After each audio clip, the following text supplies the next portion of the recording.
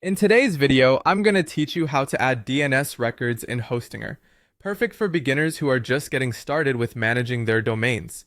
Whether you're setting up a new website or adjusting your current domain settings, understanding how to add DNS records is essential.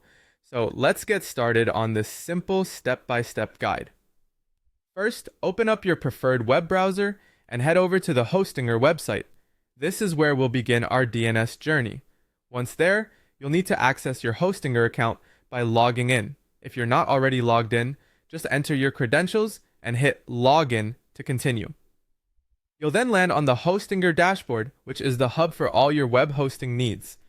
Now, once you're in the dashboard, direct your attention to the sidebar on your left. You're looking for the Domain section, so go ahead and click on that.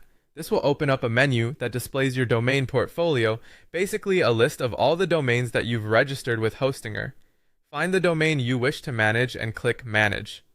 This action will take you to a new page focused on the domain's settings. After you're in the domain management area, look for an option labeled DNS name servers. You'll want to click on that to proceed. This is where you'll be adding or modifying DNS records. DNS records are vital because they guide internet traffic to your website, email, and other services linked to your domain. Now that you're in the DNS section, you'll see a button or drop-down for Add Record. Clicking this will give you the opportunity to choose from a variety of DNS record types. There are several types to pick from, including AMX, CNAME, SRV, TXT, and COAA records. Each serves a different purpose, and you should select the one that corresponds to the change or addition you wish to make. Once you've picked your record type, you'll need to fill out the details. Start by entering the name. This could be the domain or subdomain you're working with. Next, you'll need the relevant IP address or data for the record content. This is crucial as it directs where the domain traffic should go.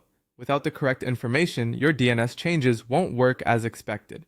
Finally, set the TTL, which stands for Time to Live. This setting determines how long the DNS information is cached. If you're unsure, it's often safe to stick with the default setting here. With everything filled out, review your details for accuracy, and when you're satisfied, click Add Record. There you have it, a straightforward guide to adding DNS records in Hostinger.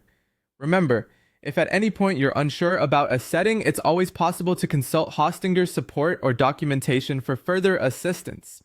Thanks for following along, and happy hosting!